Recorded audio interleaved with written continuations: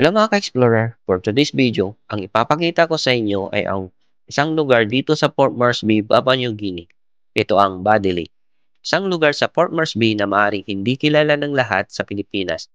Pero para sa mga OFW dito sa Papua New Guinea, ito ay tahanan, trabaho at bahagi ng araw-araw na buhay. Pero bago ito naging mataong komunidad, may kasaysayan ng Badili na dapat ding bigyang halaga. Ang salitang Badili ay hango sa lokal na wika ng Moto, isa sa mga indigenous group sa Papua New Guinea. Noong panahon ng mga Australian administration, ang Badili ay bahagi ng pinalawak na urban area ng Port Moresby. Dating tahimik at simpleng coastal settlement, unti-unti itong nadidevelop bilang isang residential at semi-industrial zone matapos ang World War II. Ginawa itong tahanan ng mga manggagawa at naging mahalagang daanan papunta sa mga pangunahing kalsada ng lungsod. Ngayon, makikita mo rito ang halo ng luma at bago, mga tindahan sa kalsada, government buildings at mga dayuhang manggagawa.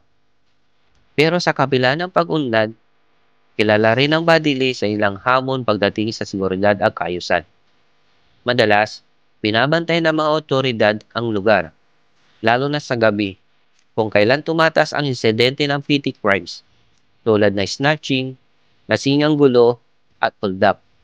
Bilang OFW sa Badili, importante ang pagiging alerto. Huwag lumalabas ng mag-isa lalo na sa gabi. Piliin ang ligtas na ruta. Alamin ang mga emergency hotlines. At kung may problema, huwag matakot humingi ng tulong sa kapwa Pilipino o lokal na otoridad. Ang Badili ay may iba't ibang mukha. Kasaysayan ng lumang Port Moresby, kabuhayan ng mga lokal, at pansamantalang tahanan ng mga OFW tulad ko. Oo, may panganib. Oo, may hirap. Pero sa disiplina, malasakit, at dasal, kaya nating gawing mas ligtas at makabuluhan ang pananatili natin dito. Sa Badili, natututo tayong mag-ingat, pero mas natututo tayong maging matatag. At bilang OFW, yan ang pinakamahalaga.